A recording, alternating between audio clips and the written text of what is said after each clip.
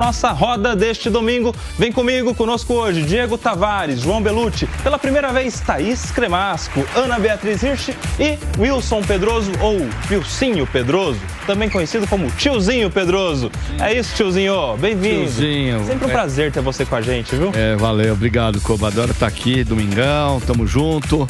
Melhor programa do domingo aqui na TV brasileira. Com certeza. Vamos começar? O ministro da Justiça, Ricardo Lewandowski, comemorou a decisão do STF sobre a liberação do porte de 40 gramas de maconha para usuários. Segundo ele, a medida vai contribuir para reduzir a superlotação do sistema prisional.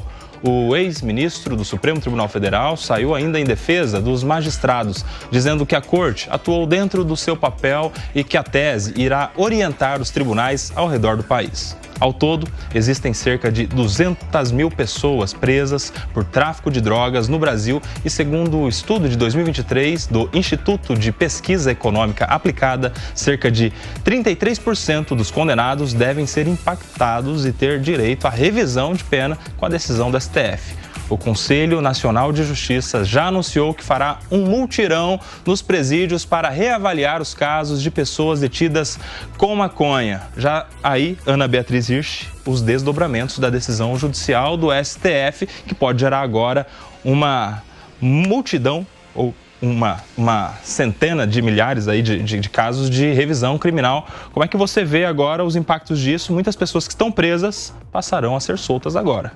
Oi, Koba, boa tarde aos meus amigos aqui da nossa roda, é um prazer estar aqui novamente com vocês. E essa questão da descriminalização, ela é muito delicada. Como você acabou de mencionar na notícia, temos uma situação em que haverá revisão de pena de muitas pessoas que estão aí dentro do sistema carcerário, então já estão envolvidas talvez em algum tipo de facção, acabaram se tornando integrantes dessa facção. Isso é muito perigoso, né, para o nosso sistema, mas eu vejo com bons olhos o fato de que se defina objetivamente uma quantidade para diferenciar aquele que é o usuário e aquele que é o traficante, porque a gente sabe que no dia a dia, normalmente, a diferença do tratamento dado não é a quantidade, mas talvez a raça, as circunstâncias em que a pessoa foi pega. Isso é importante, sim, de ser objetivamente definido para evitar esse tipo de injustiça e de desigualdade. Embora, entrando um pouquinho aí no mérito da decisão, recentemente eu estive aqui no Linha de Frente e o meu amigo Toninho da câmera me entregou um pacote de 40 gramas de orégano, pra gente ter uma ideia de quanto eram 40 gramas. E eu fiquei absolutamente chocada, porque é muita coisa. Assim, eu não sou consumidor, não sou usuário, então eu não sei quanto tempo demora para uma pessoa consumir aquilo, mas me pareceu uma quantidade muito grande. Eu acho só que o Congresso vai ter que passar por isso novamente para avaliar se essa é mesmo a dosagem, a medida ideal. E sim, faz bem em diferenciar o usuário do traficante, isso não há dúvidas. Muito bem, quero também dar as boas-vindas a Thaís Cremasco, advogada, renomada advogada, que está conosco pela primeira vez. Thaís, quero a sua avaliação também da decisão e agora dos desdobramentos disso, um multirão que vai acontecer no âmbito do CNJ e que naturalmente vai chegar a várias revisões criminais. Obrigada pelo convite, é um prazer estar com todos aqui. Bom, sem dúvida foi uma decisão acertada, era muito necessário que nós tivéssemos um objetivo formal para essa situação. A gente sabe que a criminalização da maconha no nosso país aconteceu e começou por razões raciais, né? Se você for pegar a história do Brasil, o Brasil é o primeiro país do mundo a criminalizar a maconha, e isso aconteceu e essa lei foi destinada aos escravos, que ficavam 3 dias na cadeia em decorrência dessa legislação. Então é evidente que essa mudança na lei, esse objetivo de colocar, para tirar do juiz a ideia de que o juiz decide quem é usuário e quem é traficante, na prática, na mesma quantidade, a pessoa branca fica sendo vista como usuário e a pessoa preta como traficante, ela acaba sendo presa. Com certeza, a libertação dessas pessoas que são inocentes, no sentido de entender que se você, para o mesmo fato, coloca 2 situações divergentes, isso é injusto.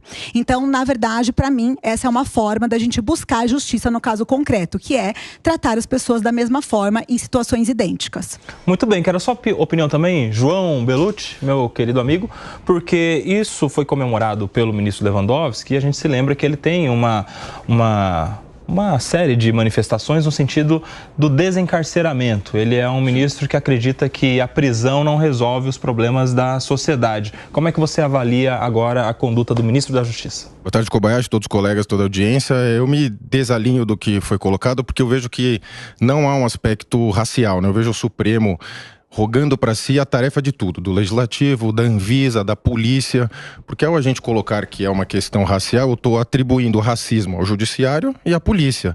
A Polícia não leva em conta ali a cor da pessoa, leva todas as circunstâncias, né? Local onde estava, o que está fazendo, qual sua profissão, qual horário que está na rua.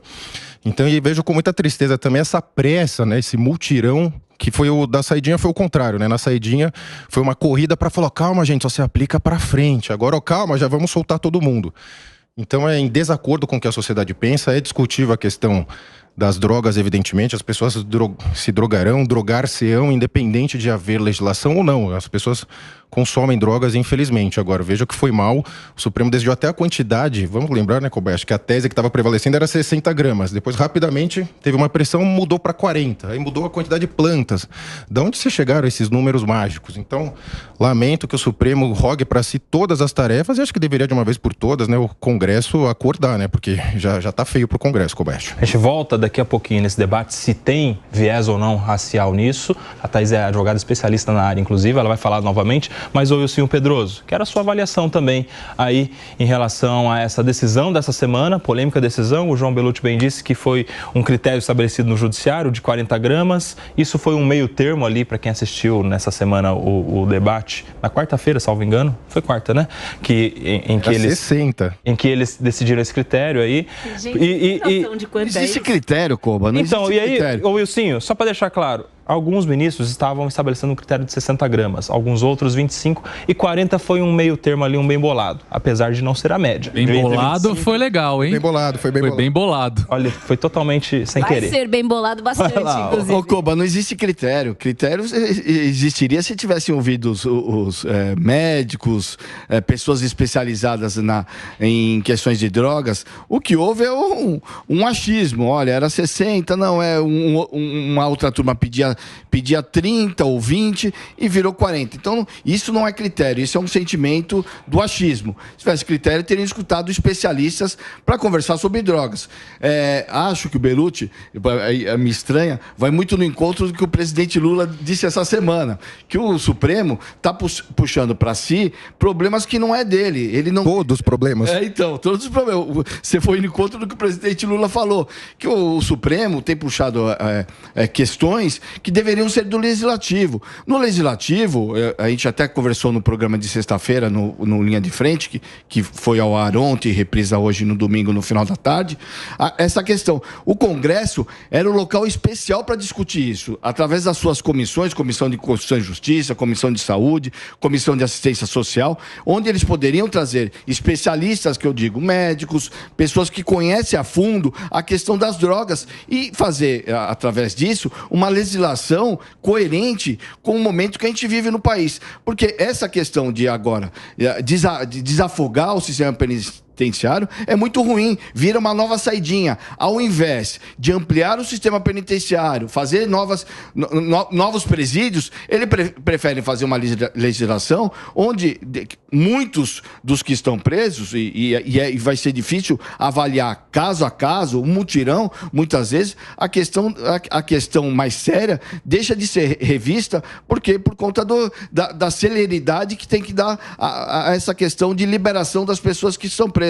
Volto a dizer, em um país sério, a gente deveria ampliar as penitenciárias e fazer novas penitenciárias. Não criar legislações para desafogar e deixar novos marginais na rua. Agora, Diego Tavares, eu quero a sua opinião sobre esse número, porque segundo os estudos aí, 33% dos condenados a tráfico de drogas poderão ser impactados por essa decisão. Quer dizer, a cada 3 pessoas que estão presas hoje, condenadas por tráfico, uma poderá sair se alcançar essa revisão judicial. É claro que não vai ser só a quantidade que vai dizer se ele merece ou não a revisão, até porque na tese fixada no STF ficou claro que se tiver ali algumas outras circunstâncias que apontem para a mercancia do entorpecente, ele deve continuar e o contrário também. Se o cara tem mais, mas tem ali prova de que é para uso próprio, também não vai ser contaminado por uma condenação mais grave, ou seja, não vai responder por tráfico. Como é que você avalia o impacto disso? Teremos muitas pessoas soltas.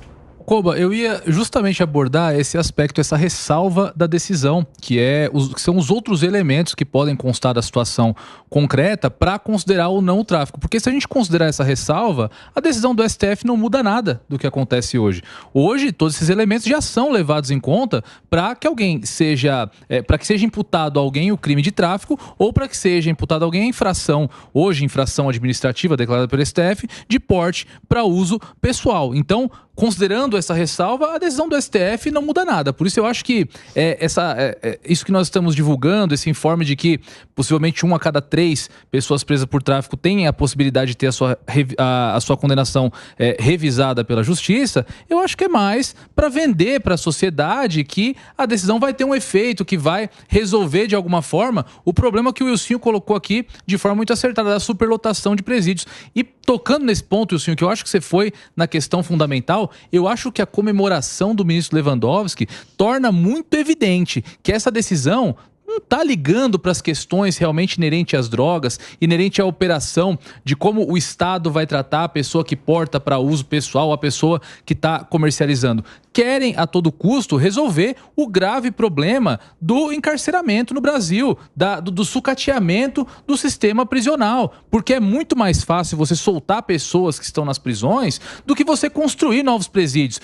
É muito mais fácil você soltar pessoas que estão presas do que você tomar para si o controle dos presídios que hoje, infelizmente, se encontram na mão das facções criminosas. Eu lamento essa decisão do Supremo pelos argumentos que foram colocados até aqui. Foi uma invasão de competência do judiciário, das competências do poder legislativo, o que é lamentável num Estado democrático de direito, e trouxe muita facilidade e segurança jurídica para os criminosos, para os traficantes de drogas, que hoje sabem exatamente qual quantidade eles podem carregar no bolso e comercializar, como eles têm que se portar para que, caso sejam pegos, sejam enquadrados como usuários, como pessoas que estão portando droga para uso pessoal e não como traficantes. Isso facilitou a vida, primeiro, do Estado, que vai ter aí um desafogamento, de certa forma, do sistema prisional, e também dos criminosos. A sociedade, como eu disse, não ganha nada com isso. Pediu e o senhor? Pedi. Eu vou no encontro que o Diego falou. 40 gramas não é vendida por usuário, é vendida por traficantes. Fizeram um cálculo aqui numa reportagem, 40 gramas. Se 40 gramas você dividir em 133 por 0,30 gramas, um baseado, que seja um baseado. Um aviãozinho vendendo a R$10, se ele vender 133 baseados, dá 1.330. Em 30 dias é R$39.900. Nem executivos de grandes empresas ganham esse valor. E com isso em 30 dias. Se você imaginar que numa cidade como São Paulo, 100 aviãozinhos é muito pouco, mas vamos colocar 100 aviãozinhos em 30 dias, contando que é 3.900 por dia, o traficante vai ganhar quase 4 milhões. 4 milhões vendidos liberado, né? Porque eu digo, não existe a barraca olha, aqui a barraca do beijo, a droga do bem, aqui a barraca do abraço, eu vendo a cocaína. O mesmo traficante vai estar vendendo a cocaína e vai tá vendendo as 40 gramas. Como que a polícia, coitada, na rua, vai dividir quem é traficante, o que é droga, o que não é droga? Só dificulta o trabalho da polícia, trabalho das forças policiais, e coloca de novo à mercê os bandidos na rua, justamente em cima da população. Lembrando que o policial que pegar alguém com drogas, ele vai ter que conduzir ao distrito policial, a uma autoridade policial, ou seja, ao delegado de polícia, vai ter que fazer a apreensão da droga, e eles fazem lá o termo circunstanciado, e quem vai julgar esse ilícito administrativo, que agora se tornou um juiz do Juizado Especial Criminal. Ou seja, ficou interessante esses critérios estabelecidos pelo STF, Thaís. Sim, mas a gente está esquecendo de partir de um pressuposto que eu acho muito importante, na verdade, 2 pressupostos que eu acho que na nossa conversa a gente precisa dizer. Primeiro é que tudo isso está baseado num estudo feito pelo STF, e nesse estudo restou comprovado que as pessoas que estão presas por pequenas quantidades de drogas não têm ligação com o tráfico. Esse é o estudo que foi inteiro colocado para que a gente entendesse quem são. Foi um estudo objetivo. Quem são essas pessoas presas? Ficou comprovado que esse menino preto periférico que está preso com 30 gramas, 20 gramas com baseado, tinha ligação com o tráfico? Não.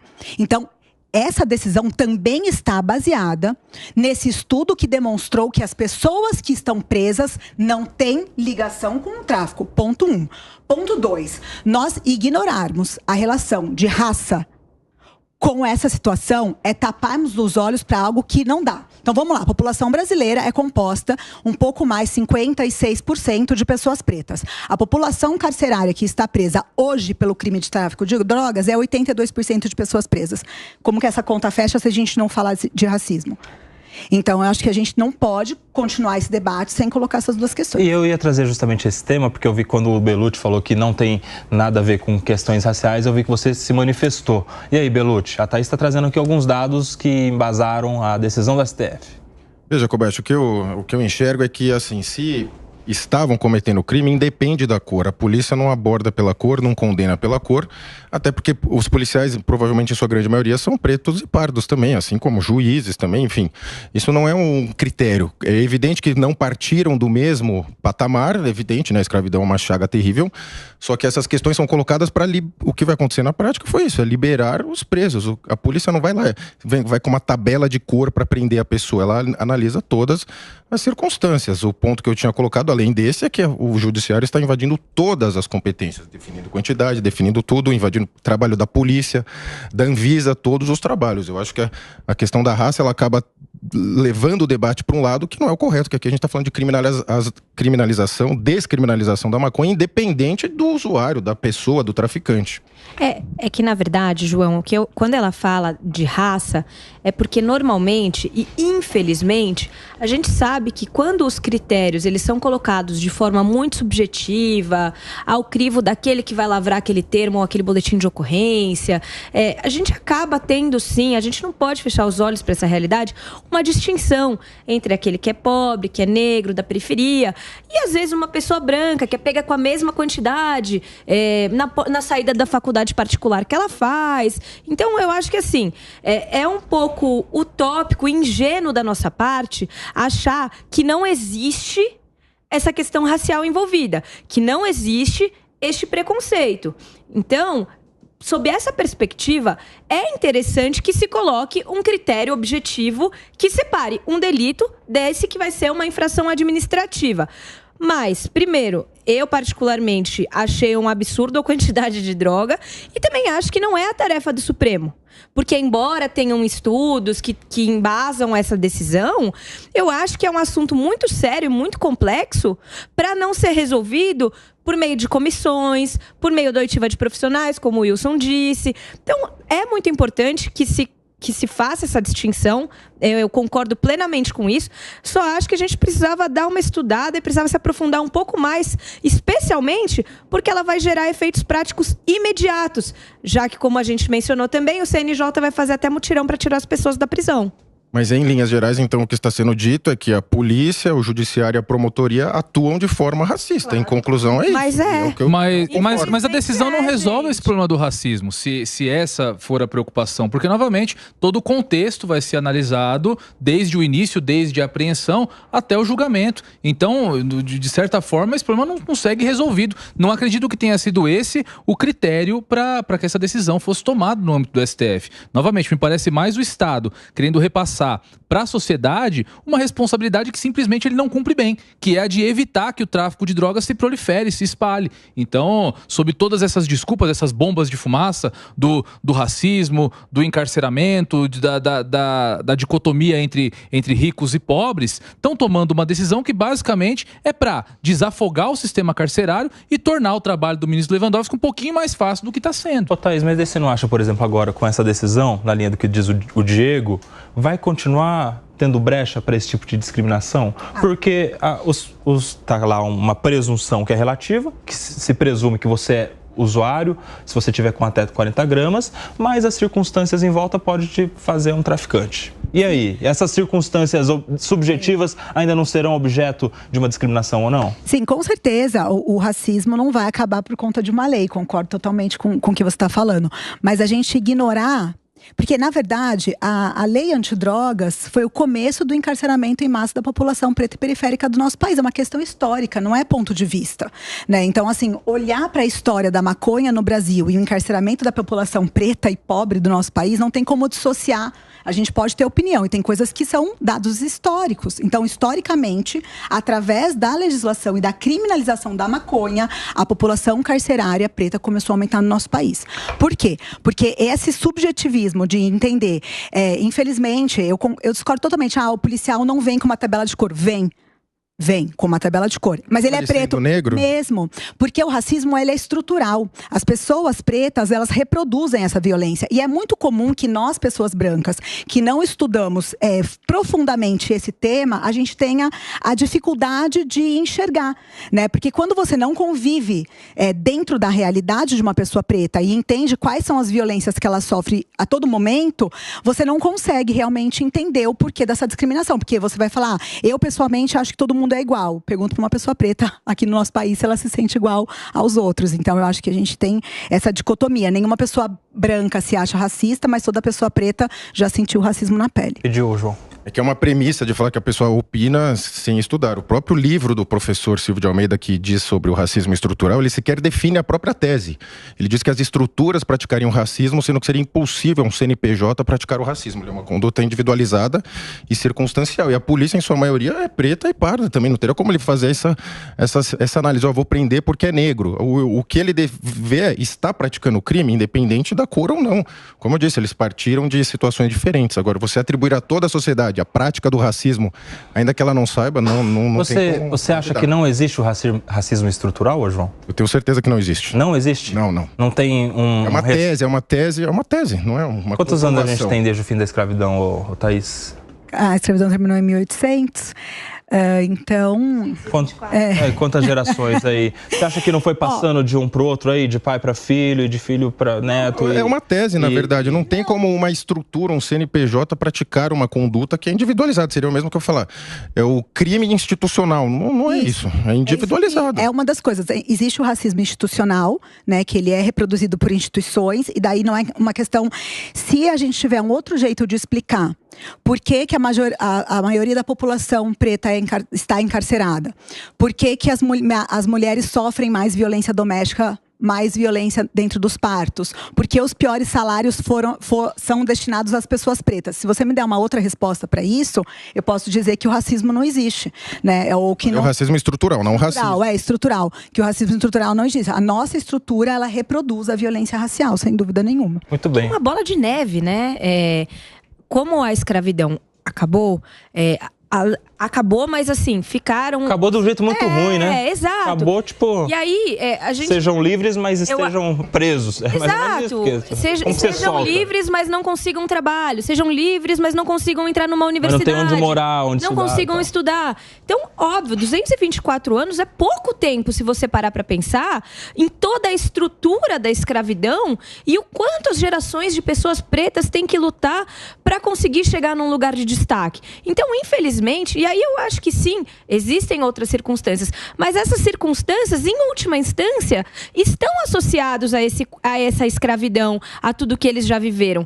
Eu acho que é muito difícil a gente negar que isso existe, mas também acho que seria necessário uma outra abordagem para reduzir essa desigualdade, que a gente não vê acontecer.